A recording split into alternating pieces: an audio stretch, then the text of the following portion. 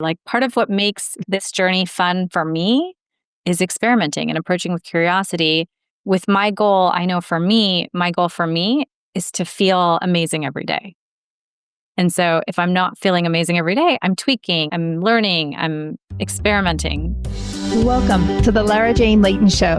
This podcast is for you, the person who keeps putting others first. Your self-talk has held you back. You no longer need to take a second seat. Let's explore ways to overcome self-doubt. You can silence that inner bully voice and achieve your full potential. Here's your host, Lara Jane. Welcome to the show, friend. It's your host, Lara Jane, and I am here with my new best friend, Kavita. The information about her is in the show notes, but we are going to talk about self-love. Okay, that might sound kind of, how do I do that? Impossible. We spend so much time with everybody else and do for the kids and the husbands and work. And when is it my time? And do I even love myself if I'm not taking care of me or making sure that I at least get filled up with gas and my tires are rotated and I have my oil changed and I'm ready for a new day? You know, what are those things that we need to do for us to keep us going at our best? So Kavita's going to talk to us about self-love in midlife. And I hate to call it midlife, but I would rather be in midlife than early life because I learned a lot of things. So I'm ready. So before we get started, we're going to get a quick word from our sponsor. When we come back, we'll jump right in. This is Adam Adams, co-founder of Optimized LLC, where we take the guesswork out of your health.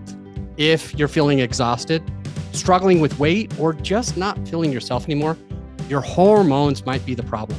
And that's why we test, not guess. Analyzing your blood work to pinpoint exactly what's holding you back. At Optimized LLC, we help you rebalance your hormones, boost energy, and reclaim your life. Don't settle for normal. Aim for optimized. Just go to optimized.com to book your free introductory coaching call.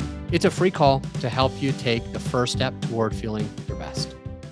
All right, we're back. Kavita, help me figure out, first of all, who the heck am I? Because I can't love somebody I don't know. And if I don't spend any time with me, how do I do that?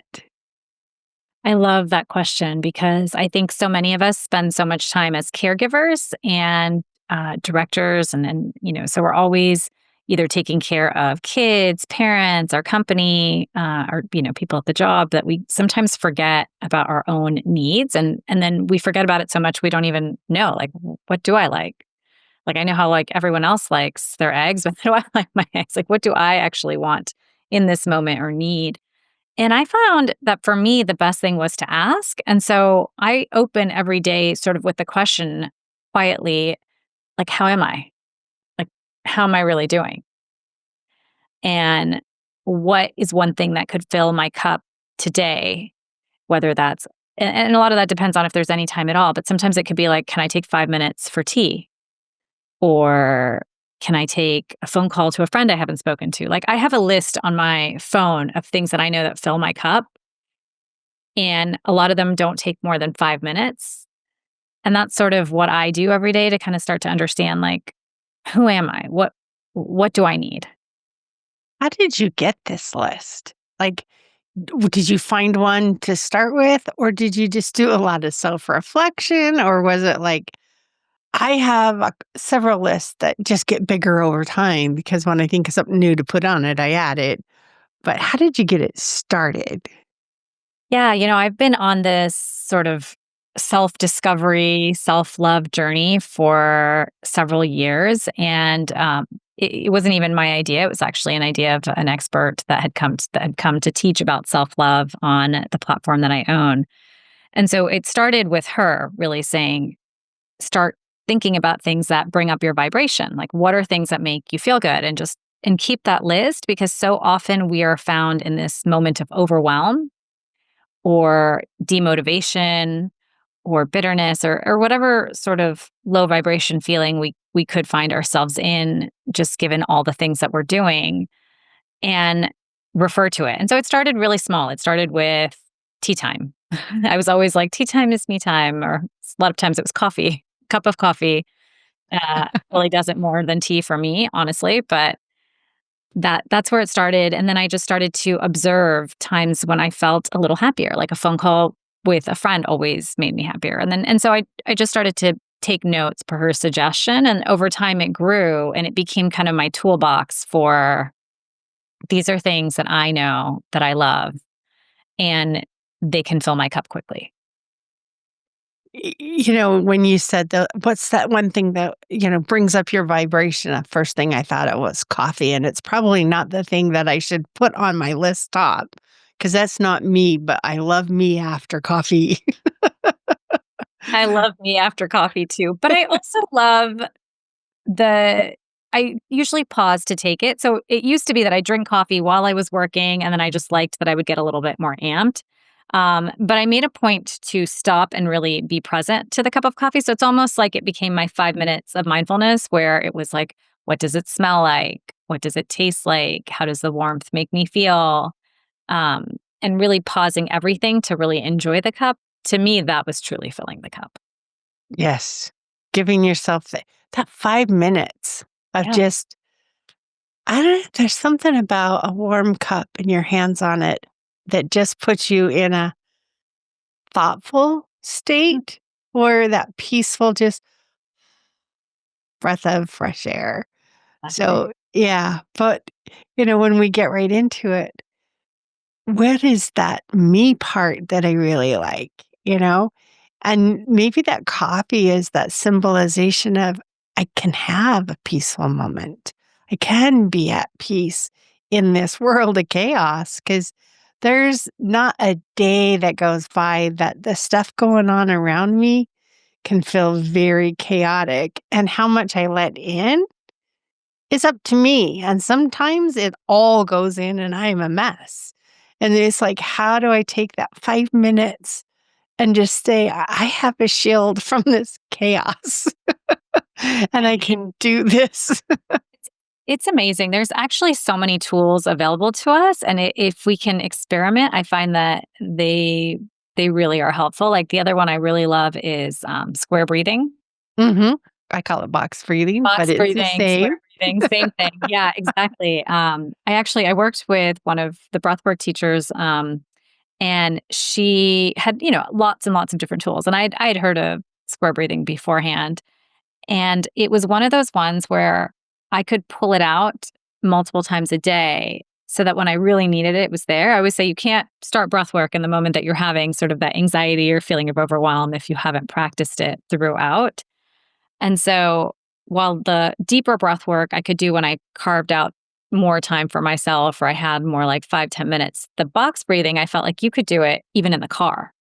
Right. And The so, grocery store line in the middle right. of your board meeting. Or It's even exactly. Or the best part is right before you eat because, ancient cultures used to have this almost all ancient cultures pray before they eat.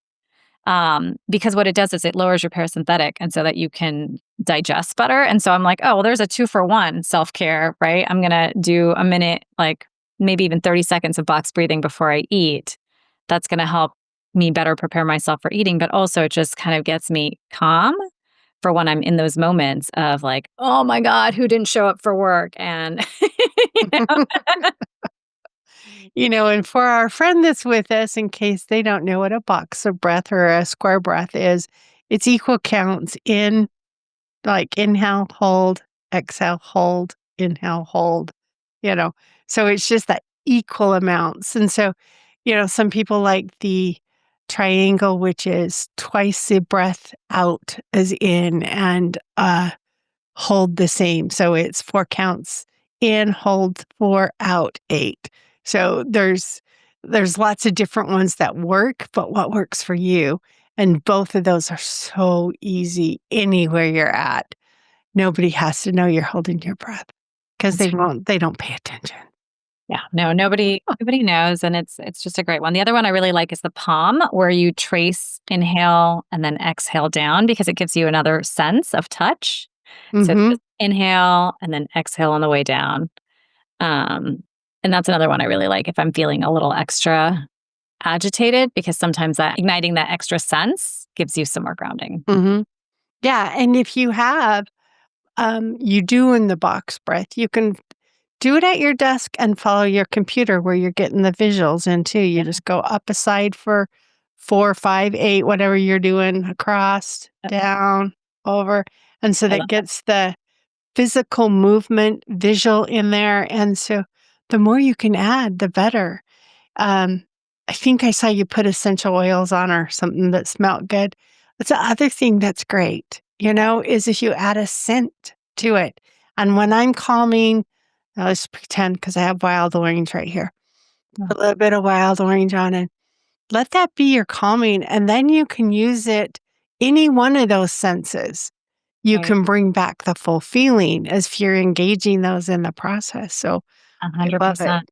Yeah, you can call on it quickly. So that way, if you didn't necessarily want to do the breathing, you just put on the oil and immediately you feel that calm. The same with mudras. So sometimes, I'll always do Mhm. one thing, whatever that might be, whenever I'm doing some deep meditation. And then I find that even if I'm not doing deep meditation, if I just hold my hand in that particular position, I So immediately. for the friend, a mudra is a hand position. A lot of times you'll see the Buddha with his pointer and thumb connected in his lap. That position of your hands a mudra, right? So look them up. There's tons that mean different things, but what's the one that's best for you? I do actually like the thumb and pointer finger the best. And then also the Anjali Mudra, which is just prayer position. So it's just your both palms together. There's something definitely very calming of that.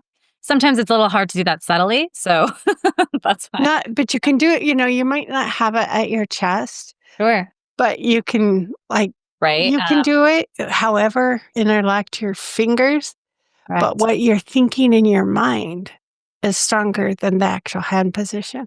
So if you feel like doing that prayer position is weird, but you could fold them over in a meeting, Right. as long as in your mind you know they're in the prayer position, which is just palm to palm straight. And there Um, are some energetic points that when you do these different mudras, and that's why they were sort of created, they do help stimulate that calm and energetic push for grounding. And so that's why I think they're really great. And again, if you combine it synergistically, you kind of get that extra power like you do with mhm. aromatherapy of being able to call on them in that one moment where you're like about to lose your mind, but you're like, okay. Just There's gonna put so my many hands together. pressure points and stuff. I know that there's times where rubbing my ears, just I'm stressed and I just stimulate those meridian points in your ears. And it's like, could be a Yeah, Frankie. tapping. Tapping is another really great one, right? Yes. Yeah, so I think the point is there's so many tools, and what I have found to be a really fun journey is just exploring them with curiosity of how is it going to make me feel. So again, back to your point of like, who am I and how do I love me? It's just really approaching all these new modalities with a little curiosity and trying it, and that's like my fun thing. And the modalities I like best are the ones I can do anywhere. Yes. Driving down the road, I don't have to tune out or or or put myself in an odd position. They can be normal. And when I say normal, it's like you're not going to go stand on your head in the corner in the boardroom to change the flow of your body. Just not going to do it. So it's the socially acceptable. And that's what I mean by normal, because there is no normal. What's Right. perfect for you is not perfect for me. So, when I say that, that doesn't mean, oh, you're not normal. It means we're fitting in a situation and we know we're domesticated. We know how to behave in a boardroom. We know how to behave at the dinner table Yeah. or out to a fancy dinner. We know these things. So that's what I mean when I say normal, not that you have to. You can act however you want, but you also know what's going to get someone looking at you. And when they look at you, do you feel like you're not loved? Mm. Wow. What do you think they're thinking when someone looks at you? One of the things I think I've realized in midlife is people aren't looking at me. And it doesn't matter It what really they think. doesn't matter what I think when I look at me. I think that was probably one of the most relieving and also best things. I was like, you start to realize that the only one looking at you is you, and the only one you need to worry about is you, and you have to love yourself enough to be okay. So if it makes you happy to do something, then that's, I think that's one of the most freeing things is you can finally do you without I love judgment. it. It was a trick question because it doesn't matter what they're thinking. It matters how you are feeling. And if you want to stand on your head in the middle of the room, go Go for for it it. Yeah, because it's just going to lighten up everybody's day. that's right. And they'll have a story to tell their family when they go home. Right. That's right. I'm always like, embrace your uniqueness, right? Weirdness, whatever you want to call it. Like whatever makes you feel good, approach it with curiosity. Maybe you try it and you're like, that kind of sucked. I'm not gonna do it again. But that's okay. You have the freedom and you have the permission, and you can love yourself enough to try. Just like if a friend did it, you would be like, okay, that was weird, but cool. That's whatever works for you. The same thing is true for ourselves. It's embrace the for now. Hmm. For now, I want to experiment with Hey, tapping. that's right. Or whatever, self-love. What is the one thing I'm going to experiment this week if having a glass of water first thing in the morning makes me fall more in love with myself or not? Right. Well, just And feel for now, good. I'm going to drink water first thing in the morning. It's your for now. You pick it. But Right. that doesn't mean that if you change your mind and it doesn't work for you, that you're no good. It was just a for now. That's right. I know. I feel like people get so stuck on being wrong, and it's like, no, you're just experimenting. And I've done different things where I was like, oh, I really like celery juice. And I'm like, man, I don't like it anymore. And everyone's like, oh, why? What happened to the big celery obsession? And I was like, it worked for then, and now I'm onto aloe water. Like part of what makes this journey fun for me is experimenting and approaching with curiosity. With my goal, I know for me, my goal for me is to feel amazing every day. And so if I'm not feeling amazing every day, I'm tweaking, I'm learning, I'm experimenting. But again, within a very small time frame. I'm talking about things that only take a couple minutes because as I mentioned, have a dog and 3 kids that are teenagers and a mother-in-law I have to take care of. So it's not like I have all the time in the world, but I do put myself first. I think I can at least give myself, I try to do 5 minutes in the morning, 5 minutes in the afternoon, 5 minutes in the evening, minimum. And I love the idea of setting your minimum. I'm going to do X Right. once a day, and I will feel successful if I get at least this. Like my son is a exercise fanatic. Mine too. I will exercise every day. I will, and he wasn't always, but for now, Yeah. he's exercise fanatic. And the thing that's cool is he has his minimum. Mm. If I end up I don't have time for the gym and I end up not being able to do these things, at night I will do my 10 push-ups and my 20 sit-ups. That's That's so my funny. minimum. My son has And the exact same thing where he's like, if I don't make it to the gym at night, I will at least do this like routine he has with push-ups and sit-ups. yeah, and so what is your minimum and figuring out. And to know your minimum, you got to know yourself. And to know yourself, you got to pay attention. And it's that self-reflection. And right now I'm feeling crappy. Oh, like give yourself a few minutes to think back. What did I just go through that could have caused that crappy feeling? Write it down. And then next time it happens, what is it? Just take a moment. What is it that could have caused this? Henry walked by my door and he drives me nuts. And every time he walks by, I get in a tizzy or whatever you want to call it. What is it that triggers that thought in you? And the same with the positive. Whoa, I feel so energized. What did I just do? What just happened? Write it down. It's the self reflection that's going to help you target what you do in those moments when you need it. 110%. I remember we were working with this human design expert, and she said, keep an energy diary. Mhm. So throughout the day, every 30 minutes, you were like, I feel good. This is what I'm doing. Or I feel neutral. But you're just documenting your day to start to realize like, oh, maybe there's like little things that I can shift that are irritations that can be easily removed. Or maybe there's a conversation that you need to have with somebody. But you start to realize like what's taking your energy versus what's giving you energy. And that's so incredibly powerful. If you find, it seems like every day, 30 minutes after I eat, I'm cranky. Now I can start exploring that. What would I eat? Right. Like Right. I didn't connect the food and the feeling before, but now it just seems like every day after lunch I get in a slump. Mhm. What could it have been? And start exploring. Absolutely. Figure out who you are. It's so funny you say that because I had the same experience. And so then I started to experiment with like really small meals, but more continuously. And that really worked for me. Um, and so I think that's it. That's it. It's just experimenting. It's constantly approaching it with curiosity, like know what your goal is and then approach it Mhm. with some curiosity and give it a little bit of time, like your minimum.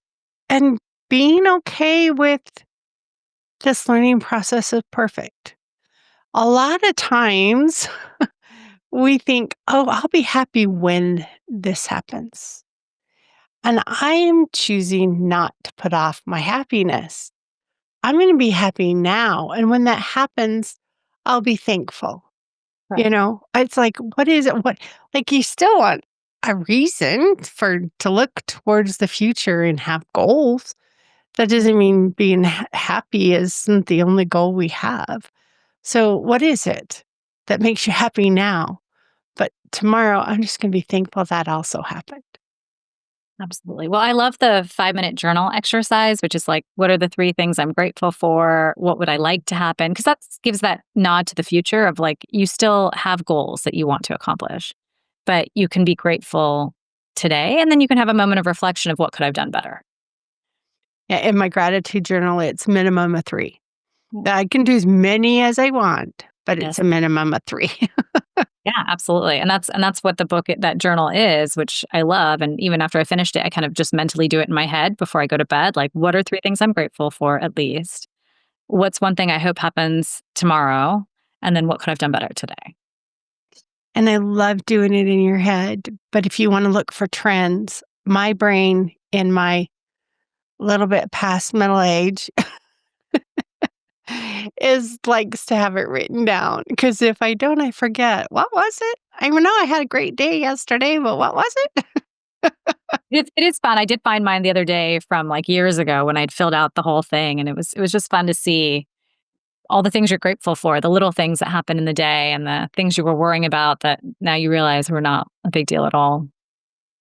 Do you ever think of all the things that we forget or thankful for? How much do we take for granted? Absolutely. It could be as easy as a door. Yeah. Or I'm really thankful for the light switches. I'm really thankful for, there's so many things that it just is. It just, it's just what 100%. happens. And it's like, I'm thankful for every breath, but Mhm. I am so unconscious about those that I cherish my conscious breathing moments because they're life giving. Okay. What are those things that we're unconsciously thankful or grateful for? And try to write some of those down. Do too like obvious, like I am thankful I had a wonderful day and John Doe woke up and was happy and all those normal things. But what are the internal things that you're thankful for? I'm thankful that my heart pumps and keeps me going. I am what are those internal things that are you That's right. that you are thankful for? I'm always thinking I'm thankful I'm a learner. I'm thankful I'm always looking for more things to learn, and I'm glad that that's a part of me, right? And so I think what's great about that is also it gives you a sense of self-appreciation and self-love, which is what we also talked about. And so it's great to go inwards and say like, what are the things I like that I specifically do? Like I have a friend who's very thoughtful, always sends a card at just the right moment, And so for her, it could be like, I'm so grateful that I'm thoughtful and caring in that way, right? I think that those are also great things to add to your gratefulness list to really appreciate yourself. I agree. And add to your gratitude journal that one thing you're thankful for you. Yeah, You know, why are we always thankful for all the external things and not ourselves? that's right. I I would have to go through my journal. I bet you it's been months since I've been on my gratitude journal list. Yeah. And I think a lot of it too is like we have to release stories. So that's the other thing I always say, like write down things that people have told you about you that you know are not correct. Yeah. It's like that's their story. That's their movie. I'm the star of my movie, and I get to choose if I'm a villain or a hero or a bystander. That's right. That's right. And so sometimes in that story, I always think like, oh, the hero was so misunderstood. Me, the hero, was so misunderstood by that person who had those thoughts or those words to say. Um, and it helps frame you as again the hero of your own story. Yeah, it's our story that counts. And it sounds selfish, but if you don't take care of yourself, you can't take care of others. And That's right. I think we naturally want to do more than just ourselves. Like I want to have friends that I can hang out with and that energy that comes up when we're talking about this kind of stuff, Kavita. Don't you just love being able to share something good? Absolutely. Like, if I was to share all the negative things, like, yeah, I'm not perfect. I have negative shit go on all the time, but I don't choose to dwell on it. I choose to look at all the goodness and be grateful for it. And in my darkest moments, I found my greatest strength. Yeah. That time I thought I hit rock bottom built me a better foundation to move forward again. And yeah, I hit rock bottom lots of times, and it's a different rock bottom. But it's okay because I now know I can get up and get going. What do you know because of your rock bottoms? Yeah, absolutely. It's a it's always showing you strength. I always say, well, if we're here to learn and to improve. And so these are just challenges that are teaching you those things that you need to learn, the lessons you need to learn. You talked about the listing your gratitude and your breathing and the things that we call it today's world, we call it self-regulating. I didn't know that word when I was a kid, but all the kids nowadays know it. Yeah. But what do we do to self-regulate? What do we do to keep ourselves sharp? And, uh, you know, this part of self-love is so important, but knowing who you are and then loving that thing and taking care of that thing, it's a big job, but you do it every day. You may not do it the best you could, Yeah. but you get back up. Some days are struggle. Some days are hop, skipping, a jump, and you're ready to party. It's just like, I used to go to the office and say, "Hey, let's party," because Right. that's I want to have fun. I want to have fun. What makes Yeah. fun for you? Absolutely. I think the first part of the question being really like, how do you do it? For me, I really think in the morning when you wake up, you have to have a little bit of quiet and ask yourself, like, how am I doing? Right. And really think about it. Like, how are you? Like we ask people all the time, how are you? How are you doing? And fine. And it's not really a deep answer. But when you ask yourself that question, I think that's when you get to go deep and think about what's happening in your life, what could be better, what are you really grateful for, what are you happy about, and just take that time to center yourself before the day throws at you whatever it may. So for me, that's the biggest thing.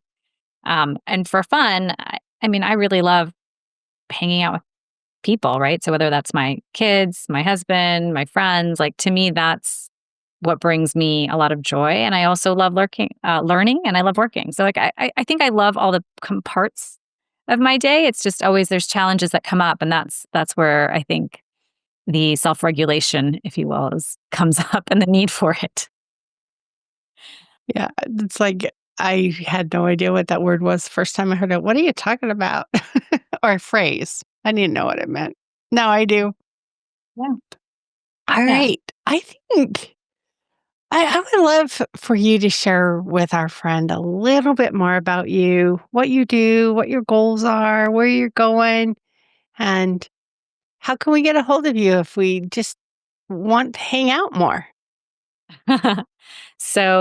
My company is vibestribe.co. We're a platform specifically designed for women in midlife, and we have various experts on ranging topics from aromatherapy, breath work, yoga, meditation, self love.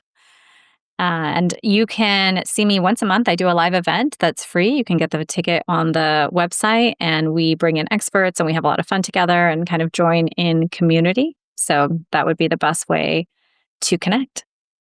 Oh, fun. What should we focus on this week? What's that one thing that we could do to get moving towards a better life?